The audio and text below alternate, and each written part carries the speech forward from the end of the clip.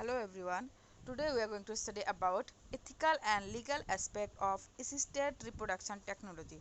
In the last video we have discussed about the infertility definition introduction, where we have studied what is infertility and how we can treat it. Okay, so if the treatment is not possible, they are going to get the help of this therapy or technology, which is called as assisted reproduction technology. Means it is done. See, naturally what happened, the pregnancy, the conceiving baby is a natural process which is given by God, but this is in artificial. Okay, in the outside the womb they are going to do it. So the aim of ART, fertility treatment, is to promote the chance of fertilization and subsequent pregnancy by bringing the sperm and egg closer to each other. Means if all the medications are fails, okay, if it is, even though after giving the medication also they are not able to get the pregnant, then couple they will go for this technique where they will do artificially mixing of egg and sperm. And there are different types of technique nowadays is very common, and most of the like celebrities and all they are using this technique. Okay, it is not that they can't get pregnant, because it is, they think it is more painless, okay, and but it's costly. So first one type is intrauterine insemination or IUI. So this is one technique. Okay, so in that what happen, it is indicated as first line management where there are problem. So when there is a problem with the pregnancy or infertility, so first they will go for intrauterine insemination. What they will do, they will hostile the cervical mucus. Anti-sperm or male fertility problem like low sperm count or premature ejaculation or although tubercle patency of female partner must be assured. It is also useful for the cases of unexplained infertility, and in order to increase the chance of success, ovulation is monitored, ovulation is induced, and sperm are prepared to maximize their fertility before the insertion into the uterus. Next technique is in vitro fertilization. This is a very common one, maybe you have heard everywhere, IVF or embryo transfer.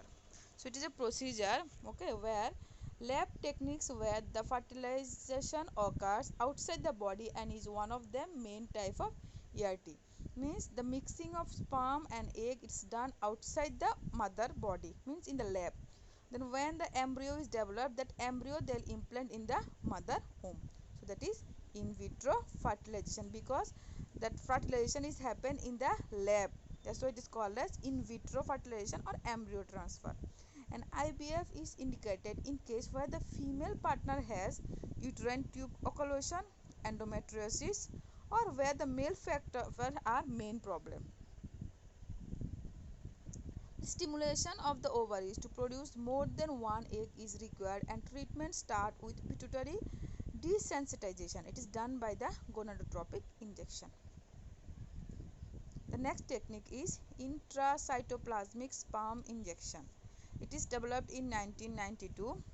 It is highly specialized and variant of IVF and treatment that involves the injection of a single sperm into the cytoplasm of an egg within a pine glass needle. Okay, means into the cytoplasm they will inject the sperm, and it is useful technique when the sperm quality is very poor, and it is azoospermic. Man, sperm can be obtained surgically from the epididymis or by extraction from testis itself. The next technique is gamete intrafallopian transfer or zygote intrafallopian transfer. What happened? This both gift and gift are laparoscopic technique that offer the little clinical advantage over in vitro fertilization and are no longer recommended. See, we have studied about the embryo transfer, but here they are going to transfer the gamete or zygote into the fallopian tube.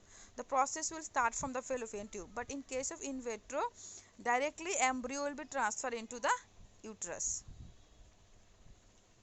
Next one is third party assistant ART. When couple do not achieve pregnancy from the infertility treatment or traditional ART, they may choose to use the third party assistant ART method to have the child, like sperm donation. So maybe you have heard this, there is a movie also. So couple cannot be donated sperm when a man does not produce sperm or produce very low number of sperm if has a genetic disease. And donated sperm can be used with intrauterine insemination or with IVF.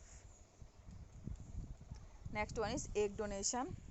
This can be used when a woman does not produce healthy egg that can be fertilized.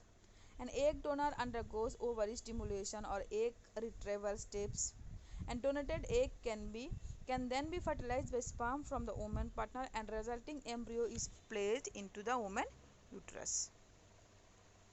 Next one is surrogacy. This is also nowadays very common, surrogacy. That is taking a rent womb. Okay, no, normally everyone knows this, we will take a rent home, rent bike, but here they are going to take a womb in rent. So it is a legal arrangement for the surrogacy, requires the commencing beginning the couple to both be over the age of 18, married to each other, and the child genetically related to at least one of them. Means what happened, like if the couple are not able to get pregnant because of some reason, they will take rent of some other woman help, and from the mother or from the father genetically they will take sperm and egg, and the baby will be it will be grown in that woman womb.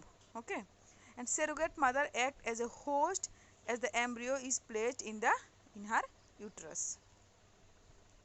So with this we have completed all the ART, that is assisted reproductive technology, and nowadays is very common. Almost all the couples, like infertility cases, can be treated with the help of these techniques if it is not treatable with the help of medicine.